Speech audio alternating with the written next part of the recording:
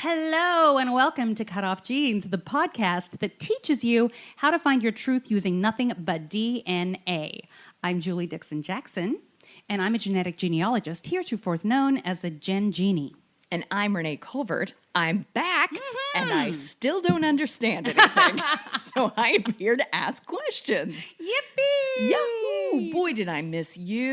Oh, I missed you too. Oh, I missed it. Here's how I pass the time. Listen to the show. Did you? Julie, can I tell you something? What? You're a great podcaster. Hey, thanks. You are fantastic. I learned everything I know from you. Here's what... How's that? I don't know if that's true. It I is think you're true. pretty great. And of course, Lily's amazing. Yeah. The two of you together. Didn't she do great? Right. Yeah. Yeah. So yeah, it's fun having her. Happy to have you back. You may have noticed Rich hasn't spoken yet. Yes. Yeah, that's because he's not here. Sure. That's why. We had a bit of a scheduling issue, and we decided. I did an interview with a gentleman named Mike Laughlin a couple weeks ago, Yeah. and wanted to play that for you guys, and figured we'd put that in an episode, and it'd be a more abbreviated episode. So I didn't want to, and I didn't. And Rich, this is a Saturday, and Rich works on weekends, so we're trying this. Look at that. I This love is it. what happens. To give your listeners a little bit of a tease, Yeah. tell me more about this guest that you're interviewing. Oh, his name is Michael Laughlin. And if you're on the Facebook page, he actually put a little blurb on the page about his story. He has an incredible DNA story, which is actually not incredible because to me, incredible means it's not credible, and it's absolutely credible. Well, there you go. Because Okay. DNA doesn't lie. Anyway, it's a great story, so I wanted my listeners to hear a little more about it. Hey, question. Yes. Have your DNA results come back? No. What do we think is happening there? This is what, episode 12? I think Which so. means it's been 12 weeks? Yeah, 3 months. Which group was helping with the kids at the border? That's MyHeritage and 23andMe, and we're actually going to talk about that. Oh, Right about very now. exciting. Was Ancestry part of it? No. Ah. So this week I noticed a blurb on Facebook that says, government officials recently told 4 immigrant women that they must pay for DNA tests in order to be reunited with their children, according to the shelter that housed the women. Now, sounds like an isolated incident Okay. about them having to pay for it. Right. It was, they probably were just being mean. Uh-huh. But I did find out that the government, or whoever it is, turned down the offer from MyHeritage and 23andMe and decided to go with a private contractor No. that they're not identifying. No. And I read somewhere that it costs between $800 and $1,000 per test, which is crazy. Yeah. Because most consumer DNA tests that will identify most relatives, Yeah. closer than third cousin, are less than 100. I'm trying to go through scenarios in which I support this, and I think the only scenario is you get your results in 30 minutes or less. Right. That I'm for. Right. Other than that, what are we doing, Well, it you just guys? sounds like they're maternity or paternity tests. Because the test HHS is using looks at 20 or so locations in the genome, and is useful for establishing parent or sibling relationships, but not as useful for grandparents, aunts, uncles, and more distant relations. Here's the thing. Okay. Where's my notes again? Get those blurbs. Yep, got to get the blurbs.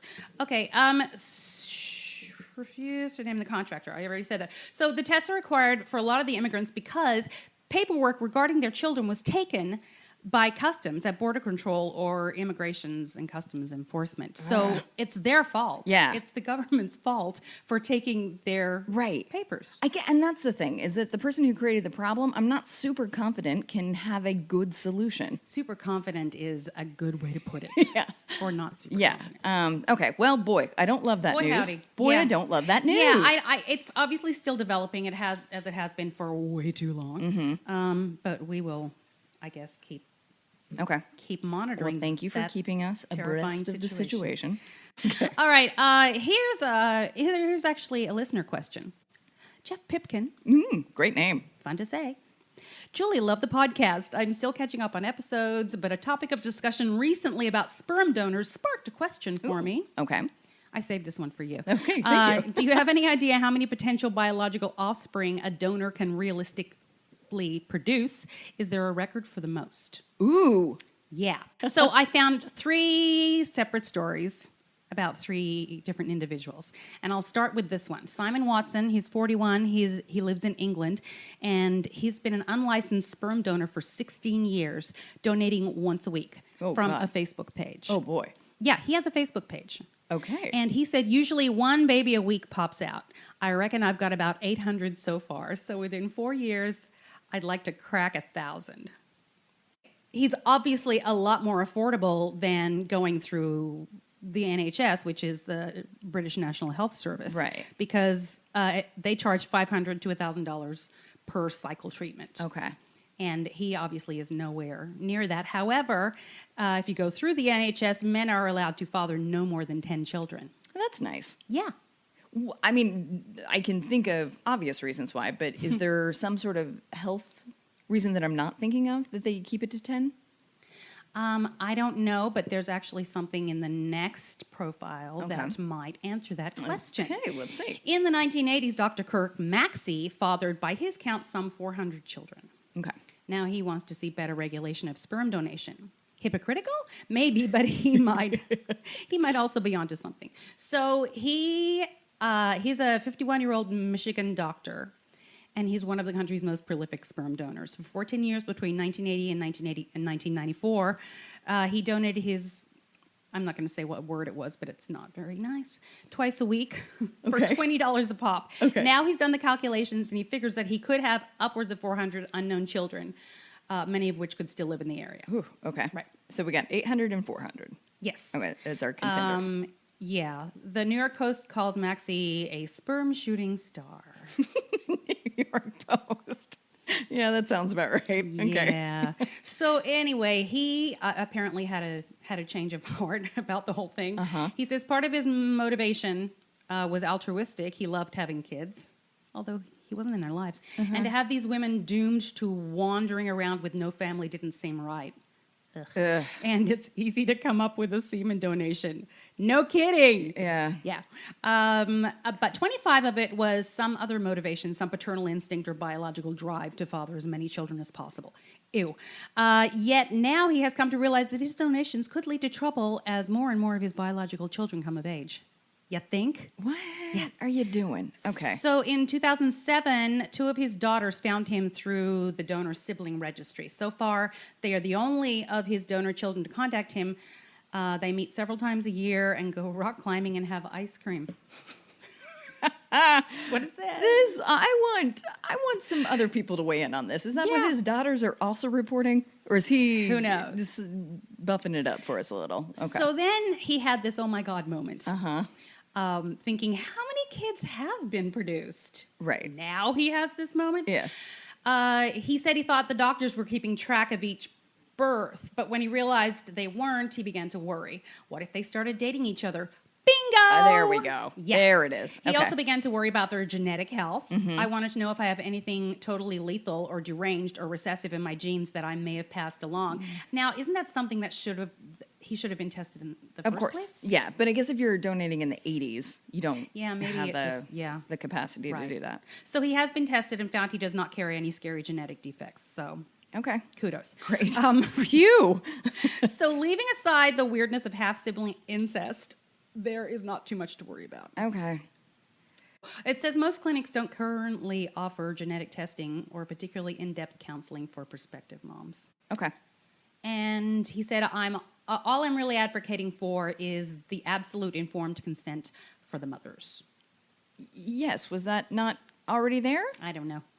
Informed consent. Maybe that's it. I was focusing on Informed consent. And consent. Right. But informed. Just make sure you Meaning know everything. Everything, right. And the information could be, oh, I've done this 800 times. Right. That they're missing. Okay. Yes. Yeah. That makes sense. That Okay. makes it crystal clear for me. All right, so now the highest verified count. Okay. Good. Cynthia Daly and her partner used a sperm donor to conceive a baby 7 years ago, and they hoped one day their son would get to know some of his half-siblings, an extended family of sorts from modern times. And so she searched a web-based registry for other children fathered by the same donor and helped to create an online group to track them. Over the years, she watched the number of children grow and children in her son's group grow and grow.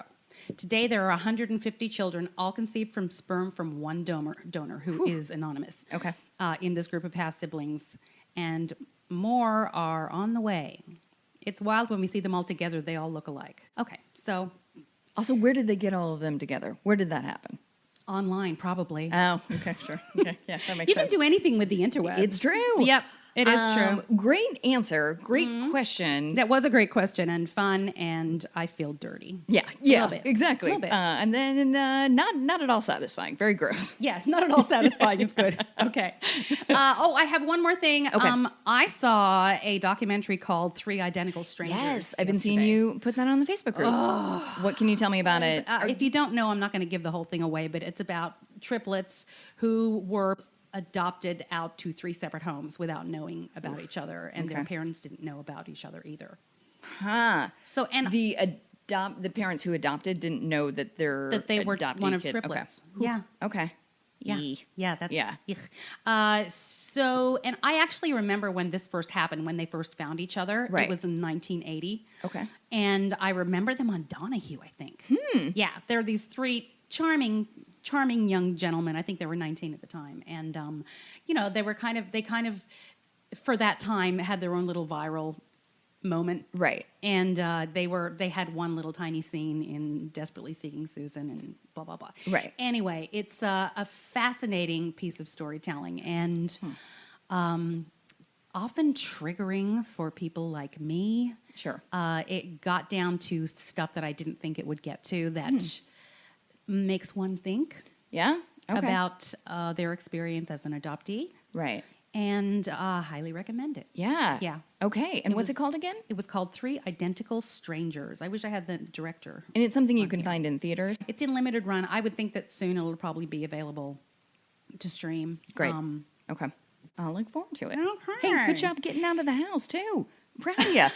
You went and faced crowds, and I'm proud of you. Okay, it was a matinee, and there were 5 people in the theater. Okay, you still get points. Yeah, I'm very proud of you. Those of you who have listened before know that I don't like crowds, and I especially don't like going to crowded movies. I know you don't. When this is a big deal. Good job. I'm a terrible person. Seems like you planned it well. Well, always. Right. Always. I know my limitations, You Renee. do. And I appreciate that, and I Okay. respect that. Thank you And so I'm proud much. that you saw that movie. Thank you. Me too. All right, so we're going to take a break now, and when we come back, you're going to hear the interview I did with the charming Mike Laughlin. Thank you for listening to Cutoff Genes, the new podcast starring Julie Dixon-Jackson with Renee Colvert. So I have Mike Laughlin on the phone to tell us his story. He graciously agreed to have a little phone conversation with me so that we could share his story with you guys. Mike, thank you so much for agreeing to talk to me. No problem. You're welcome. People who are on our Facebook page may have noticed you put a little post on the page sharing your story, which is an amazing story that I'd actually heard before. And how long ago did this happen, Mike?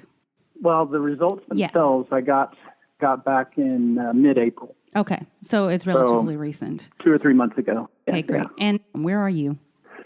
I am in Norman, Oklahoma. Norman, Oklahoma?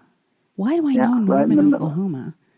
Shackley. Is there a Shackley plant there? Yeah, there is a Shackley plant there. Isn't it That's weird crazy that I know you that? even know that. You know what? I used to do industrials, live industrials for Shackley products. Oh, and so yeah. I heard about Norman, Oklahoma all the time. And I guess it stuck with me. I'd like to hear your story, and you can explain it in any way that you see fit, and I may ask for clarifications, but go ahead and tell us about it. What happened? When did this begin? Give us all the dirt. Okay, I'll give you all the dirt. Okay. So back in the mid-1990s, I was dating a girl named Melissa. I'd met her at work, and so we saw each other for a while, and eventually we decided to call it off and kind of went our separate ways. And while we were broken up, she had dated another guy for a while, and so she saw this other guy for a while, and I don't remember. I'm sure I saw some other people too. But eventually, some time passed, and we started talking again, and we ended up getting back together. Okay. as a couple. And at the time when we started talking, she told me that she was pregnant. But she said, "Hey, it's not yours. It's this other guy's."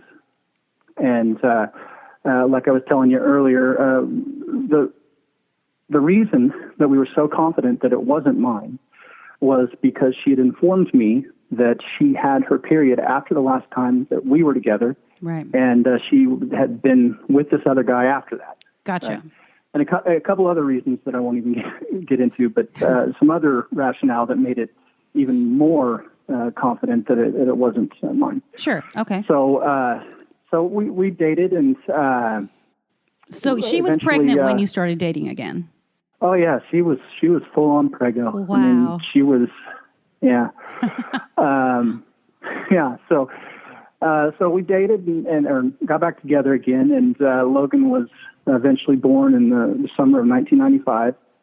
And after he was born, we still continued dating, and eventually we got married in May of '97. So Logan was, I don't know, 1.5, 2, somewhere in there. Okay. So you know, I loved Logan, and I raised him as my own. And so we were married and had our young adult life things going on, and we actually had a child together named Jack. He was born in 2000. Okay. So kind of a little important thing here. Okay. But so we Melissa and I had talked to each other, and we were concerned that what Logan might think about. We were worried that we didn't want to trick him or pretend that I was his real dad. Sure. Right. So we were trying to figure out ways to relay this to him. And so at the time I was going to OU, which is the university in Norman here. And I was in I believe it was a early childhood development class. So I took it an opportunity to talk to the professor and tell her about the situation, and asked her for some recommendations as to what maybe we should do. And she told us that a good idea would be to just be frank with him. You know, just have a conversation with him, tell him what happened and what was going on, and let him answer the question, or questions, ask the questions. Ask the questions, right. Yeah, ask the questions, and let him kind of lead the conversation and take ownership of the whole thing. Okay, and so how old was okay, he? At this point, how old was he? He was probably about 4, so Okay. this would have been 99, somewhere in there. And so we sat him down and we talked to him and explained that you know, I was his dad. You know, I mean, I wasn't the guy that was responsible for bringing him into this world. We didn't get into that whole conversation about how that works, but told him the whole deal. Okay. And he kind of, you know, nodded and looked at us and stuff, and but he never really asked any questions. So we're like, okay, we'll just keep on moving on in this life thing. And so we did that. And then in the spring of 2003, we found out that Melissa had been diagnosed with an extremely aggressive cancer. Oh. And, and so I guess 2003, that would have meant Logan, was about 8. Jack was about 3. So eventually on December 31st, 2003, Melissa passed away from cancer. Oh, that was very fast. Yeah. I'm so sorry. Yeah. And so Melissa was 26 or 27 at the time. And like I said, Logan was 8. Jack was only 3. So it was just me and the kids. Okay. And so after we kind of got through that whole emotional period, I was thinking more and more about the fact that, I was like, well, it's just me now, and I need to have another conversation with Logan about this whole dad thing, And so I sat him down and had another conversation with him and asked him if he'd remembered the conversation that we had when he was younger. And he said, yeah, no, I remember it. And I said, well, you never really asked any questions or anything, so I never really did hear anything back from you about, what you thought about all that. And he said, well, I guess I just never really figured any different because you were always my dad. You're always there. I didn't really think of it like the way you thought of it, Yeah. Meaning, I guess, wasn't concerning to him. It's very mature. So he was, So I was like, okay, great. That's probably about the best I can hope for. Great. Absolutely, yeah. And So there we were, and it doesn't matter what year it was, but I probably got into genealogy in 2010-ish. That was my next somewhere question. in there. Right. So what made you get into genealogy? My grandma, I don't remember how old I was. Probably 1980, 1981, so it would have been 10 or 11, something like that. I can't remember. But she was working on genealogy, and I wouldn't say that she was a big genealogist, but she had a bunch of stuff she was doing, and she was filling out a family tree, which I didn't know what it was at the time, but looking back, it was a family tree. Sure. And she had filled out all these branches except for one area on my grandpa's side, so my paternal grandpa's side, where it was blank. Mm-hmm. And I was like, well, what's going on here? And my grandma was like, well, your grandpa doesn't really know who his grandpa was. Okay. And that always just kind of stuck with me, right? Yeah. And so when I got older, I was always thinking about it, and it wasn't necessarily that I was like, oh, I'm going to be a genealogist someday. Wasn't anything like that. But I got on Ancestry eventually and started poking around, and that was pretty much the turning point for me as far when I became a genealogist. Okay. When I got into Ancestry about 2010. Did you feel like it was, do you have completist issues? Like if you feel like something is unbalanced, you feel like you need to finish it off, like that missing link in that tree? Just out of curiosity. Yeah, I don't know. Yeah, in this instance, I don't know about my life as a whole. Yeah. Could be, but I hadn't really thought of it like that, but it could be. But it was always, I was just always like, well, I can't believe, I always knew who my grandparents were. I couldn't imagine that my grandpa didn't know who his grandparents were, I still haven't solved that brick wall. Really? Still trying to solve that brick wall. Okay. Yes, and so, yeah. So that's a good segue. So it leads to the DNA, right? Mm-hmm. So about a year and a half ago, I decided I was going to take a DNA test. And so I was like, okay, I'm going to go do this. So sent off to Ancestry to get a kit. And I actually got a couple of kits. I got one for my mom and my dad as well. So it was me and my mom and my dad. So we all took the tests and sent them off, spit the tubes, all that jazz, and got our results back. And, that was all cool because that was my first interface with DNA. And it was great. And I saw some people I recognized and a lot of people I didn't as far as matches. Right. So it was all great. And then about 6 months ago, I bought several kits with the intent of having my 3 younger brothers test and maybe some other cousins and, just some kits I could pass around and get some more info. Right, because everybody in genealogy or in genetic genealogy knows that the more people within the family test, the easier it is. So what I failed to do was ask my brothers first if they would do it. So it turned out that one of them said he would. The other 2 didn't want to do it. They all had their different reasons, but whatever. So I got one brother to take it.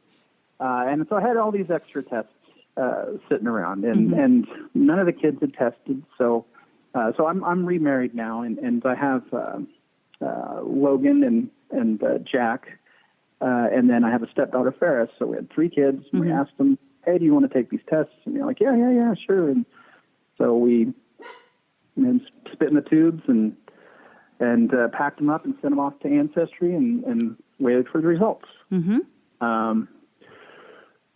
I'd say right around mid-April, the results for the kids' DNA tests started coming in. And so Jack, who I knew was my biological son, his results came back about a week before any of the other kids, Logan's or Ferris. So I got those results. That was cool. Flipped through, got to see Melissa's kind of side of the family and how close he was connected with all them. Very cool. And yada, yada, yada. And so I think it was a Tuesday. I don't remember what day in April, but I was on my way to work, and I had just pulled out onto the stoplight before you get onto the highway. And so it was a big stoplight, a big long line. So I looked down at my phone, and I had an email that said, your Logan's DNA results are in. And I was like, oh, cool. So I clicked on the little image, or the email, and clicked the link to go to his results, and it was being slow to load in the website. It wasn't loading. The light turned green, I'm like, all right, fine. So I put the phone down in my console and kind of glanced down at it. And right when I was pulling off, it said, it showed his matches, right? And I saw my little profile picture in his match results. And I was like, oh my God, you have got to be kidding. I couldn't believe it, And the light had just turned green, so I was getting on the highway. And obviously it's just like, I can't stop thinking about this. And, so I got on the highway and I was like, okay, I think I can wait to get to work. It's only about 15 minutes. This is awesome, but I can wait. And so I got about 10 seconds down the road and I said, no, I can't wait. Yep. So, I can relate. So I took the first exit and got off into a parking lot and loaded up the results and started looking at them. I loaded up the email and really started digging into what I was looking at. And like I said earlier, I had got Jack's email or DNA results back a week previous. So I thought to myself, I must be looking at Jack's, right? Because I already know I know for a fact he's my biological son. Right. So did you think at any point that maybe there was just a mistake? Maybe that they had just got Jack and Logan's DNA mixed up? I did. Okay. Yes, I would think that too. And the way that I resolved it was I went and looked at the relationships to the other, like my mom, my dad, my brother, and they all had different amounts of centimorgans. So Jack had a different amount of centimorgans with my mom, that was different than what Logan had with my mom and my dad and me and stuff. But that was immediately what I thought. As a matter of fact, it's funny that you should say that because Logan came over today because I bought some kits from 23andMe too. So I've tested on 23andMe as well, and so all the kids are. So tell me what Logan's reaction was when he found out that you were his dad. Right. So when I'm still in this parking lot, and I had refreshed it. I mean, I don't even know how many times, but I wanted to make extra double sure that what I was seeing was what I was seeing. Yeah. So it must have been 20, 30 times that I refreshed and checked and double checked to make sure. So I finally called him. It was kind of early-ish in the morning for him, at least, 7:45 or something like that. Right. So I called him, and I wasn't confident he was going to answer, but he did. He was very sleepy and very irritated. I'm not a morning angry, person. You can tell. He did not want to be awake. Yes. So I went through and I told him, I said, hey, I just got the DNA results back, and you're not going to believe this, but I'm your biological father. I'm your dad. And he's kind of like, okay. Oh my God. Right. Yeah. Not the response I was really fishing for, but Indeed. Yeah. So I kind of decided, all right, look, I'll talk to you later. Right. So I let him get off the phone and get back to sleep, and we eventually had lunch together that day, and he was excited, but he's not nearly as excited as I was. Sure. He basically said the same thing that he said when he was 14, and I had that second interview with or conversation with him. He just said, "Well, you've always been my dad. Yeah. I can't think of you in any other way. So I can understand that it's different for you, but for me, it's always been you've been there since I was born. Yeah. So you're my dad. So that's pretty much the story. And then what else? Oh. So here's a cool little thing. So about a week before we got these DNA results, I had been cleaning up in the attic and going through pictures, trying to organize all that crap. And I found a notebook, a spiral notebook, and in it was a handwritten note that Melissa had written to Logan a couple months after he was born, explaining who his real dad was, and why he wasn't around and what she thought about it, and all this stuff. But it was dated and addressed to Logan, and it was just crazy that I literally just found that a week before I got these DNA results. So weird that she had the forethought to write that as if she wouldn't be able to tell him herself.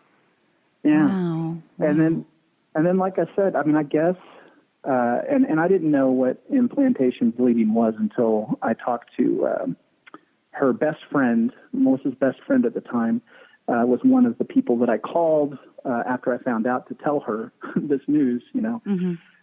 And she explained, she's like, well, yeah, we talked and we knew there was some overlap, but, she'd had a period and, we just couldn't rationalize it away. But now looking back on it. Tell me again what that's called, that implantation? Implantation bleeding. I guess yeah. I had that. Yeah.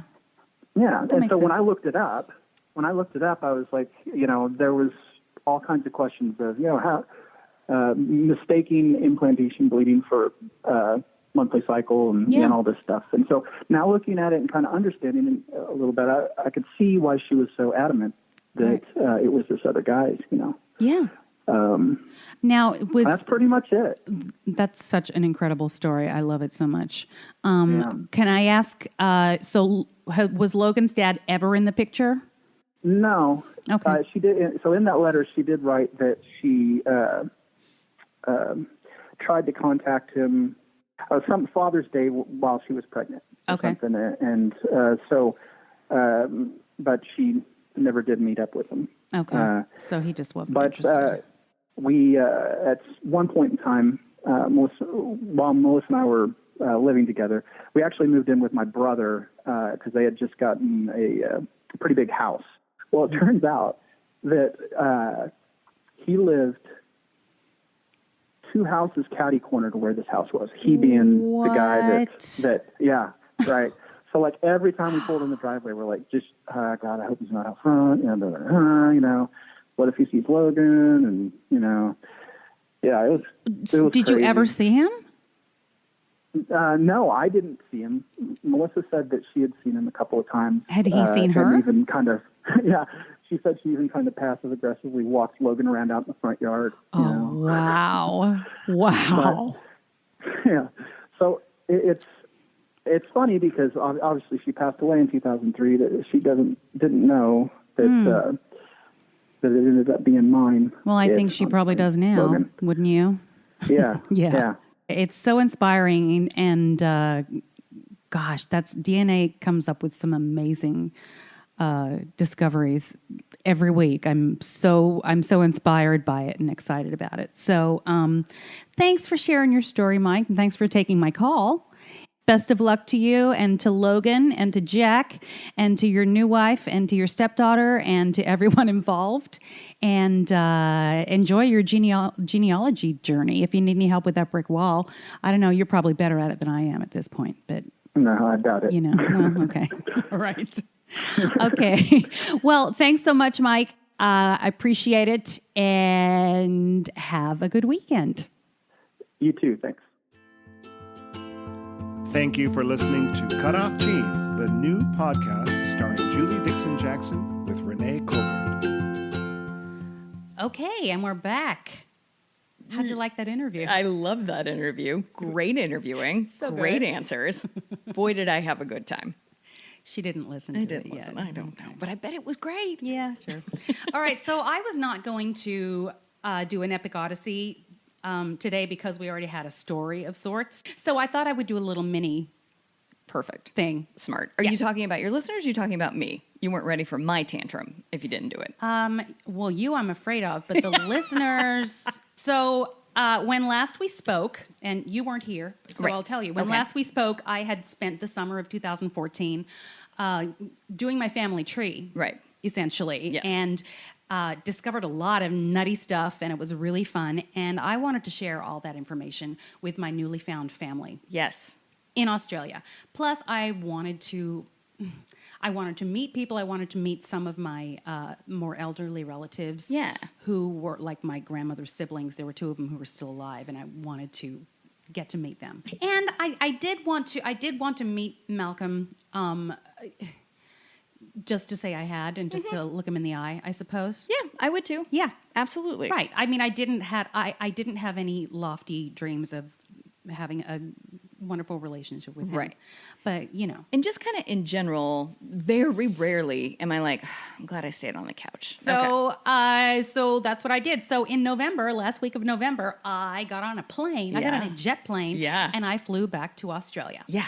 for the first time in 25 years. Crazy. The last time I'd been there was when I first met my biological mother. Man. And I'd seen her once since then when she came here and spent 3 weeks at my abode. And so I decided to fly into Melbourne. And I decided for the first 3 days that I got to Australia, I would just spend it with my biological mother. Perfect. Yeah. And just to kind of the calm before the storm, possibly. Right. And I knew, I was flying all the way there. I should go see her and relatives of hers and just prep myself. Smart. I guess. So she met me at the airport, and John, her husband. Great. And also, we had to wait. My Aunt Val, the one who was responsible really for telling me about Kim and the one who gave me the picture and all that, she showed up because she wanted to have a visit with me, and she lives on the other side, in the opposite direction. Right. So she wanted to come and meet me at the airport as well. So I know you'd met Mom before. Yes. And when was the last time you saw her? Val or Mom? Mom. 25 years ago. Yeah. No. I'm sorry. 'Cause The she came last to time visit, I saw her right? was in 2002. Okay. But Yeah. that's still a long time. Yeah. That's 12 years. Yeah. Okay. I was just pregnant with Beckett. Whoa. So, Crazy. yeah. Okay, so it's also that, like, anytime you haven't seen anybody for 12 years, that's significant. Yeah. So, okay. And then had you ever met Val before? Mm-hmm. Okay. I'd met Val. She had been the one who'd taken me. In Right. fact, we talk all the time. I love that.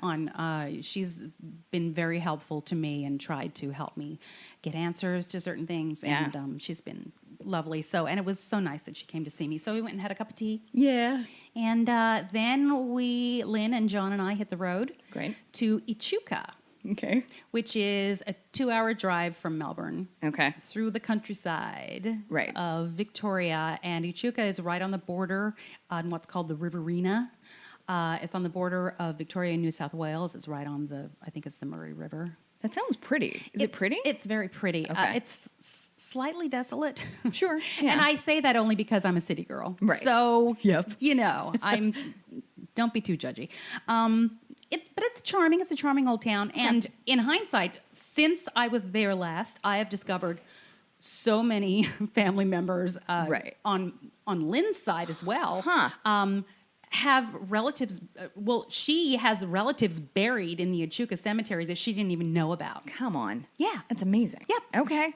Very cool. Yeah. So went back and spent a few days there. It was just a very kind of sleepy, quiet time. So one day we went to Bendigo, a town called Bendigo, where one of my half brothers and my half sister lives, and we had a little barbecue in the park with them, and had a look around Bendigo a little, and then went home. And Lynn knew that I was meeting Malcolm for the first time, and she knew.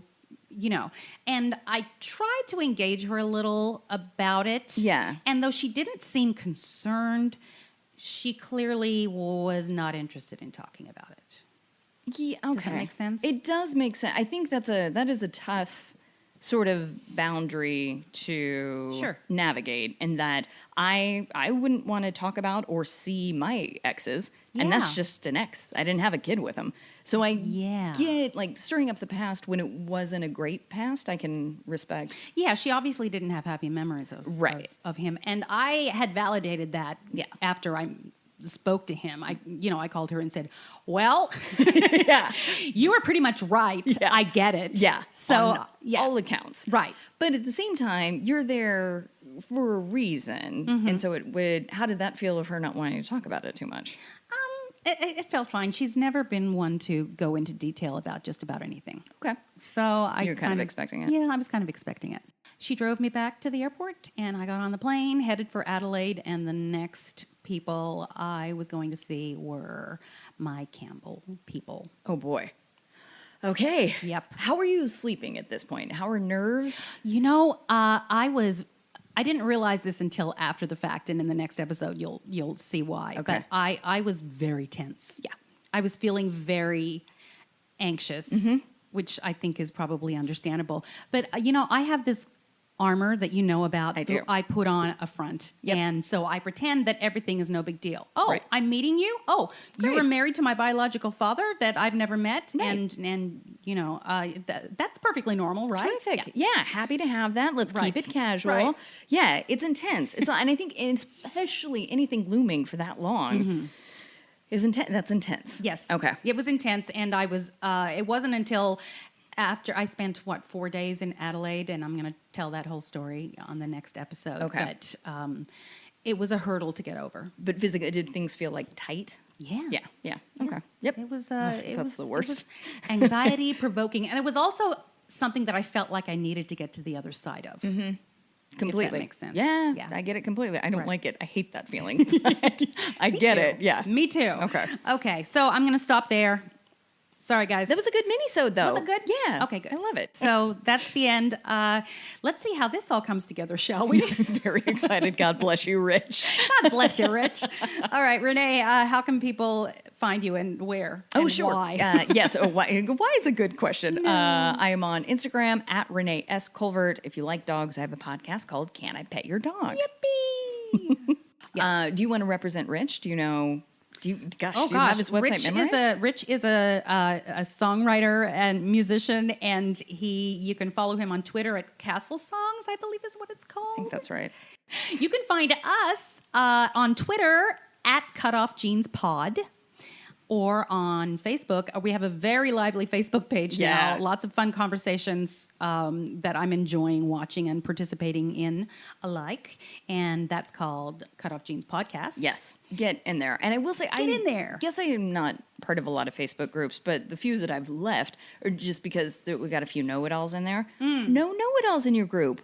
Everybody is being so nice to each other and so curious, and they'll continue to. But it's a great group, and we're meeting great people. I like it there. I'm enjoying it immensely. Thanks, guys, and keep your questions coming in. Also, if you've not done so, please subscribe, rate, and review on iTunes. My goal is to get in new and noteworthy any day now. I actually don't know how you do that, but I've been told it has to do with reviews and downloads. No, that's exactly it. So subscribe and review, and we'll get new and noteworthy. Please do it. That would be fun. You can send me an email at Jules Jackson, that's Jules with 2 O's, at cutoffjeans.com. Great. Yep. Excellent job. Thank you. Hey, is there anything we should know, Julie? Oh, there is something you should know. Yes. And something you should never forget. Yes. The truth is in your jeans.